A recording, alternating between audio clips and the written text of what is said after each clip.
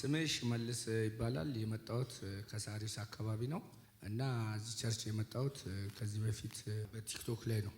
ጫት እየቃምኩኝ ከምሽቱ 3 ሰዓት ላይ በጣም ምርቅን ብዬ ቢራ ልጠጣ አልጠጣ እያልኩ ዝም ብዬ እንቱን እያየው ከዛ በኋላ አየሁና የሆነ ሰው ያለቅሳል። ትንቢት ስትነግረው ማለት ነው። እዚህ ሰውዬ ጋማ ሜዳ አንድ ጓደኛ ያለ አንድ ላይ የምንኖረው ሙስሊም ነው። እንካየው ምናምን አልኩት። ከዛ በኋላ ቲክቶኩን አሳለፍነውና ከዛ በፈልገው አጣሁት። በኦሮምኛ በፍቸቱ ሲጃላ ደበርሴ አለኝ። እባቡ ነው የሸወደ አለኝ። ከዛ በፈልገው አጣ ነው ማለት ሴቭ አርግቼው አድራሻውን ይዤ ልመጣ ማለት ነው። ከዛ በኋላ እንዴት ምናምን ብዬ አንድ ጓደኛ ያለ እዛ ሳሪስ ወደ ጉርዱ ሾላ የሆነ ነብይ ያለ እዛ እንሂድ አለኝ። በስንተኛው ጊዜ ማለት ነው። ከዛ ዝም ብዬ መጣውና እየነገርኩት ማለት ነው።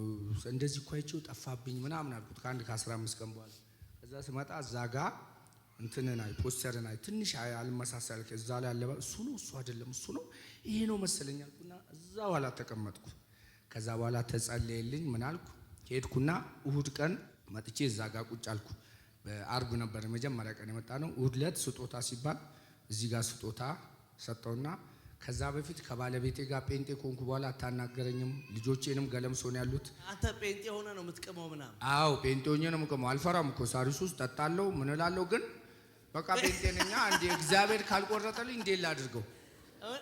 አልደበቅም ሰውንም የእግዚአብሔር ሰው በቃ ጌታ ቆረጠው እላለሁ። ግን ጴንጤ ሆኖ መጠጣት በጣም ያሳፍራል። የእውነት ጴንጤ ሆኖ ስለ ኢየሱስ እያወራ ሰው ሁሉ እኔ ሳሪስ ውስጥ የማያቀኝ ሰው የለም። ጴንጤውን እንዴት ቅማለህ እንዴት ጠጣ ምን ላድርግ እላቸዋለሁ። አንድ ቀን ይቆርጥልኛል እላቸዋለሁ። ከዛ እዚህ መጣውና ስጦታ ስሰጥ የእግዚአብሔር ሰው ባለቤቴ ገለምሶ ነው ያለችውና ጸልይ ለባለቤት ስል እባቡ ሞቷል በላት አልከኝ። ከዛ ወጣውና እዛ ጋር ቆሜ እባቡ ሞቷል አልኳት። የምን እባብ ነው የምታወራው አለች። ከዛ እባቡ ሞቷል አልኳት። እባቡ ሞቷል ቢያልኳት እባቡ ሞቷል አለች። ከዛ ታክሲ ተሳፈርኩና ልክ ከዲስኮ ጋር ስደርስ ደወለችኝ። ደውላልኝ አታውቅም። ብር ልካለው ሰራለው ነው 10,000 15,000 ሰራለው ግን አንድ ብር አካውንት ውስጥ ያለ አንድ ብር። ከዛ ብር ነው ምልክላት ዝም ብዬ። ከዛ ደውላልኝ አታውቅም። ነው ያደር ሴት እንግዲህ ምንም እንትጣጣ የላቸው ላክ መሽሩፍ ምናምን ነው የምትለኝ። ከዛ ተሰማለች አሁን እሷ ነው መስከረ ያለችኝ እንደው። ከዛ ልክ ታክሲ ውስጥ እዛ ስደርስ ደወለችኝ። 2 ዓመት ተኩል እንደዚህ አደውልልኝ ደወለችና አንተ ግን አለችኝ ለምንድን ነው እኔ ባልናፍቅ ልጆችን መተማታየው አለች። ከዛ የእግዚአብሔር ሰው ስልኩን ዘጋውና ታክሲ ውስጥ ቅልጥ አረኩት። የስጆ ባለ ታክሲው ፍሬኑን ያዘና ምንድነው ምናምን አሉና ሰው ወደው አላዩ። ከዛ እባቡ ሞቷል አልኩ። እባቡ ምሽና ውስጥ ከዛ ሂድ እባክህ አልኩት። የኔ እባብ ነው ሞቷል አልኩት። የኔ እባብ ነው ሞተው ሂድ አልኩት። ከዛ ሄዱና ሳሪስ ወረድኩኝ። ከዛ የእግዚአብሔር ሰው በሳምንቱ መጣውና ቦታ አጣውኝና እዚህ ጋር ላስቀምጣለሁ። ቦታ ሞላ ሲል እዛ ጋር ቁጭ አልኩ። ከዛ ያፋጨው ማለት ነው። አፋጭ በእናት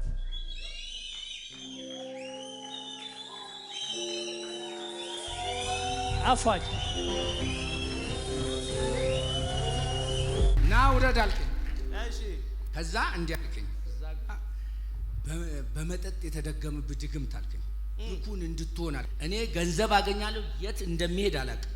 የት ግን ተቸግሬ አላውቅም። ግን ልብስ ራሱ አልለብስም። ዝም ብዬ ጠዋት ማታ ስጠጣ ነው የምውለው። በስልክ ስለምሰራ እዛው ነው እንትን የምለው። በመጠጥ የተደገመብህ ብኩን እንድትሆን ገንዘብ እንዳታስቀምጥ እባብ በቃ ፈረሰ ምናምን አልከኝ። አሜን አልኩ። ሽሜን ታውቀዋለህ? ሽመልስ አንተ ነህ። ገለምሶን ታውቃለህ? ወይኔ ባለቤቴ ምን ይመዛኝ ገለምሶ ልጅ አርሲ ሮቤ ላይም ገለምሶ ላይም ያለውን መንታ እባብ ገላለሁ። አሜን ኩን የሚያደርግ አሜን። መጠጥ ውስጥ አስሮን ቢያስቀር መንፈስ በኢየሱስ መጠጥ እጠጣ ነበር። አሁን የተውኩት መጠጥ አሁን የተው። አዎ በጣም ጠጣ ነበር። እግዚአብሔር ይሄንን እባብ ይሄንን ስፒሪት በመጠጥ የተደገመብህን ድግምት አሜን እግርህን አስሮ ያስቀመጠ አሜን። ኪስህን ያሰረ አሜን። እምነትህን ያሰረ አሜን። እግዚአብሔር ይሄንን እባብ ከላይ ላይ ገልብጦታል። አሜን። እባቡ ተመታ። አሜን። ስለ ዮናስ ነበር የተሰበከው። የእውነት የኔ ስብከት ነበር። በአሳ ነባሪ ሆድ ውስጥ ሆኖ ዮናስ ጸለየ ይላል። የዮናስ ጸሎት የተጸለየው በማይጸለይበት ስፍራ፣ ስፍራው የጸሎት ስፍራ አይደለም፣ የምታማርርበት ስፍራ ነው። እሱ ግን እንዲህ አለ፣ የተያዘበትን መያዝ ዘረዘረና እንዲህ አለ፣ ይሄን ሁሉ መከራ ማውራት ለማማረር ነው። አንተ ግን አለ የትኛውንም ያህል ብዙ ሰልፍ ቢበዛባችሁ ቀና ብለህ አንተ ግን የእግዚአብሔር ሰው በሳምንቱ አርብ ስመጣ 150 ሺህ ብር አካውንት ይወስዳል። እዛ ጋር ነው የተቀመጠው። የእውነት ነው የምልህ።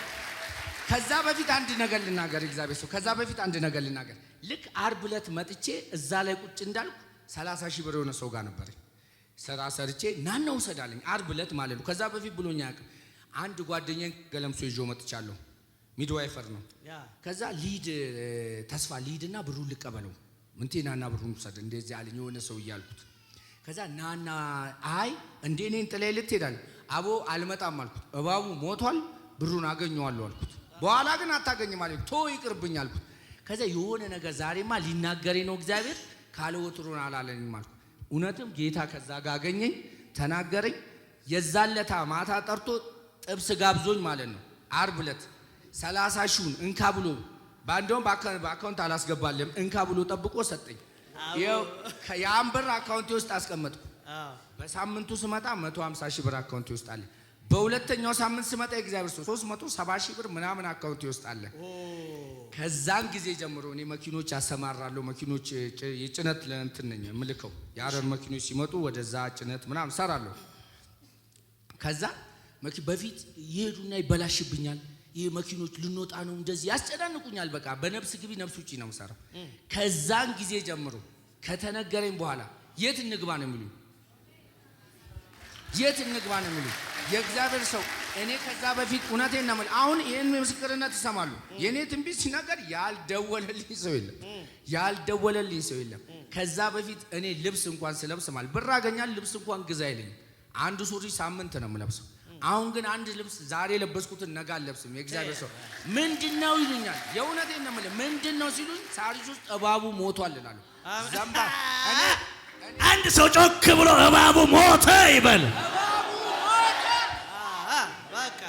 ነሐሴ 10 15 አካባቢ ነበር ይሄ ነገር የተነገረኝ እና ያለችኝ ቀን ደነገጥኩ። ምን ይዤ ሄዳለሁ? ያው ብር አላጠራቀምኩ እንዴት ሄዳለሁ ስል በሳምንቱ ትንቢቱ መጣልኝ።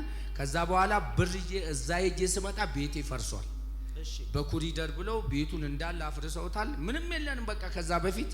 ከዛ በኋላ አሁን ማለት ነው 1 ሚሊዮን ምናምን አውጥቼ ቤቱን ሰርቼ ጨርሼ ዛሬ ይሄኛው እየተሰራ ነው የሰራው ማለት ነው። አረ በደንብ ለጌታ ክብር ይገባዋል። ያው ወድጄ አይደለም እኔ የኢትዮጵያን ልጅ በረከት የሚበላው እባብ ነው። መዝሙር 74 ላይ የእባቡን ራስ ምን ትላለህ?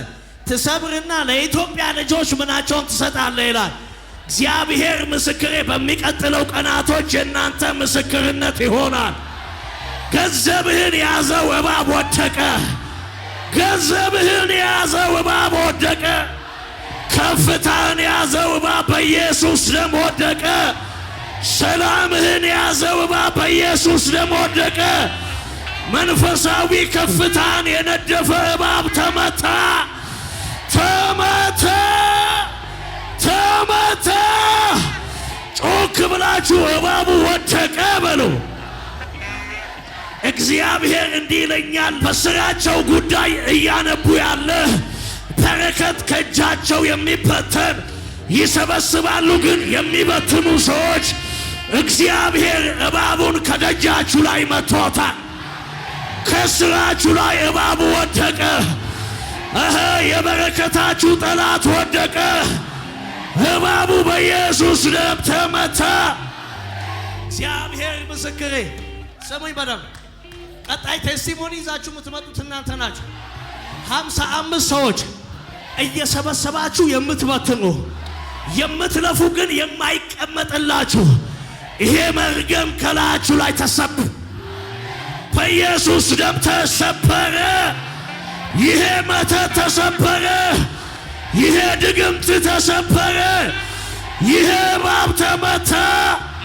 ከገንዘባችሁ ላይ እባቡ ሞተ። ከስኬታችሁ ላይ እባቡ ሞተ። ከድላችሁ ላይ እባቡ ሞተ። ከከፍታችሁ ላይ እባቡ ሞተ። ከትዳራችሁ ላይ እባቡ ሞተ። ከጤንነታችሁ ላይ እባቡ ሞተ። ጮክ ብላችሁ እባቡ ሞተ። ዝም ብዬ እየተናገርኩ አይደለም። እግዚአብሔር ያስደንቃችኋል።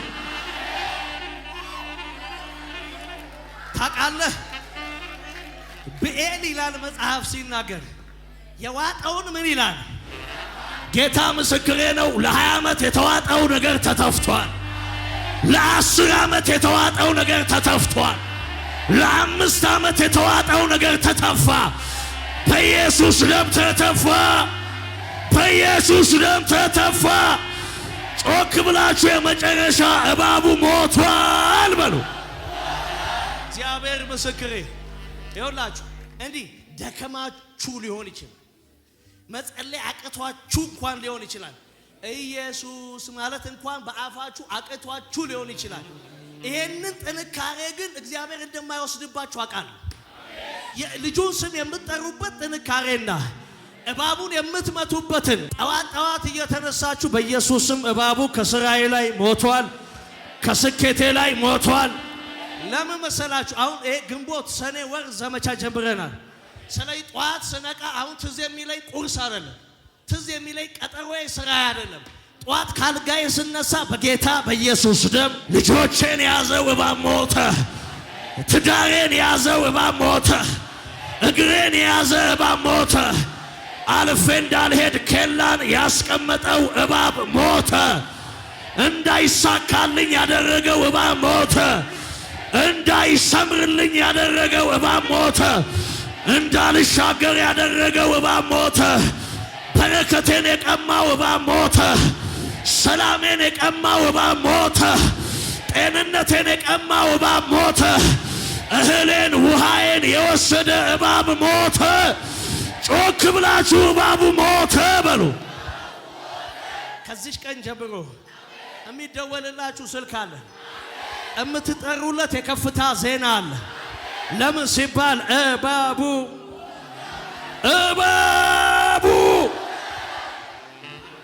እልልታ ጭብጨባ አምጡና ተቀመጡ። ምግባችሁ እየተቀማ እስከ መቼ? በረከታችሁ እየተቀማ እስከ መቼ? ድላችሁ እየተቀማ እስከ መቼ? እውቀት ይዛችሁ መራመድ የሚያቀታችሁ እስከ መቼ? ጉልበታችሁ እየባከነ ጊዜያችሁ የሚሄደው እስከ መቼ? ነፍሳችሁ በሐዘን ውስጥ የምትቀመጠው እስከ መቼ? አይናችሁ ሁሌ የሐዘንን እንባ የሚያነባው እስከ መቼ? መቼ ነው ይሄ አይናችሁ የደስታና የምስጋና እንባ የሚያነባው? እስከ መቼ? እግዚአብሔር ምስክሬ፣ ከዚህ መንፈስ እግዚአብሔር አላቋቸዋል። እግዚአብሔር ከዚህ መንፈስ ስራችሁን አላቋል። እቤታችሁ ከዚህ መንፈስ ተላቋል። ጤንነታችሁ ከዚህ መንፈስ ተላቋል። ጮክ ብላችሁ እግራችሁን እንዲህ ያላችሁ ቀኝ እግራችሁን እባቡ ሞቷል በሉ። እባቡ ሞቷል። ደጋግማችሁ እባቡ ሞቷል። ጤንነቴን የያዘ እባብ ሞቷል። በረከቴን የያዘ እባብ ሞቷል። ብሩን የያዘው እባብ ሞቷል። ዶላሩን የያዘው እባብ ሞቷል። ቢዝነሴን የያዘው እባብ ሞቷል። ጤንነቴን የያዘው ትዳሬን የያዘው እባብ ሞተ። ከፍ ያለ የማያቋርጥ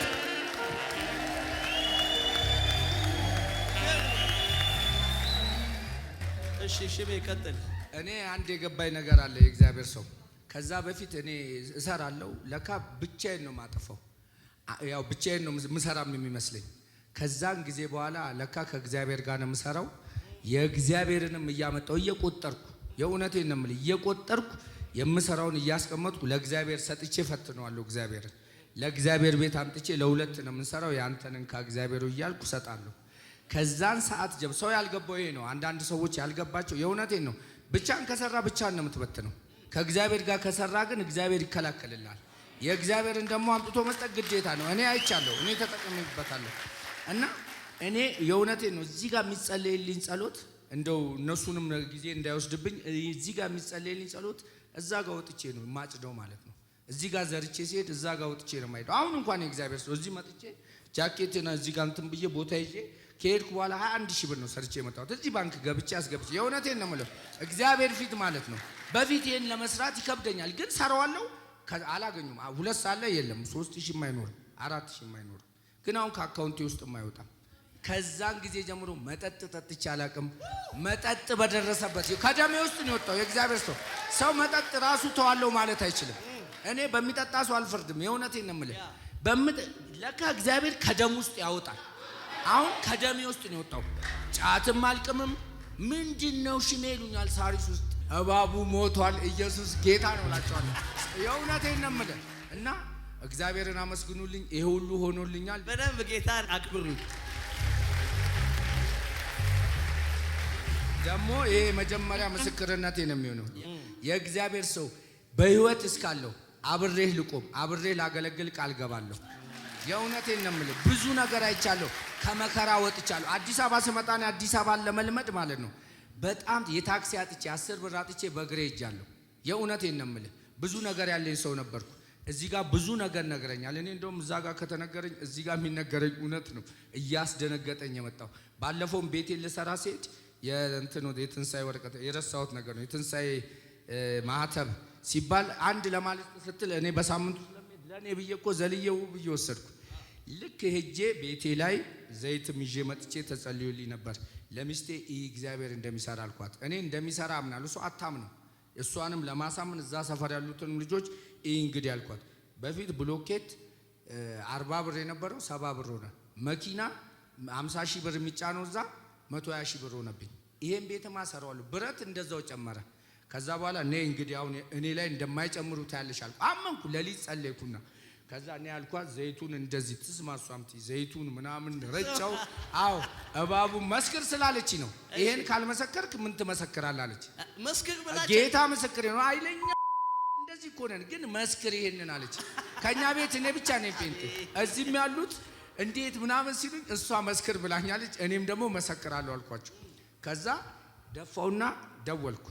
መኪና ምናምን ሽሜ ኧረ ላንተማ አንተ እኛን ስራ ምሰራ 50,000 ነው የምንጭንልህ።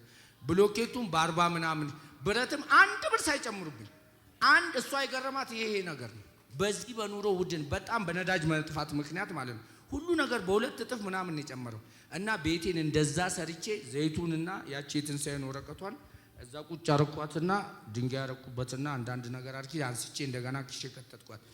ሌላም መሬት ነበርኝ። እዚህ ጋር የነገርከኝ ነገር አለ። ማዲያ ልሰራ መሬት ገዝቼ ነበር ከዛሬ 7-8 ዓመት በፊት። አሁን እሱን እዛ ውስጥ ቀብሬው ነው የመጣሁት። የትንሳኤ ወረቀት አብቅል ማዲያ ከዚህ ብዬ በመኪና ስመጣ እግዚአብሔር ሰው በጭሮ ተሳፈር መጣንና ልክ ሜሶ አካባቢ ነው ደረቅ ወደብ አለ። እዛ ትልቅ ደረቅ ወደብ አለና ባቡር ጣቢያ አለ። እዛ ገዝቼ ነው። ከዛ ሹፌሩን አቁምልኝ በእናትህ አልኩት። እዚህ ጋር የሆነ ነገር አለ አልኩት። ምንድነው አለኝ። አንድ ያቆምልኝ አልኩን። አቆመልኝ። ከዛ ወረድኩና አፈሩን ቆፈርኩና በጌታ በኢየሱስ ስም አንተ እባብ ሞታል፣ ማዲያ ከዚህ ውስጥ ይበቅላል አልኩት። ይበቅላል አልኩት። በቃ እኔ የለሁበትም፣ እኔ ምን አገባኝ፣ እባቡ ሞቷል፣ ማዲያው ይበቅላል ብዬ አሜን። እና ይሄ ሆኖልኛል። እግዚአብሔርን አመስግኑልኝ። አጨብጭቡ ለጌታ ክብር። በደንብ ጌታን አክብሩት። ይሄ ጌታ ክብር ይገባዋል። ጫትን ከላዩ ላይ መጠጥን ከላዩ ላይ ለወሰደ ጌታ፣ እስራቱን ለፈታ ጌታ፣ የእባቡን ራስ ለሰበረ ለባረከው ጌታ ክብር ይገባዋል። እልልታ፣ ጭብጨባ፣ ክብር ክብር ክብር ክብር ክብር። ያገኘኝ ሰው አይደለም። ያገኘኝ ራሱ ኢየሱስ ነው። ትንሳኤ ሆኖልኛል። አንድ ሰው ጮክ ብሎ እባቡ ሞተ ይበል።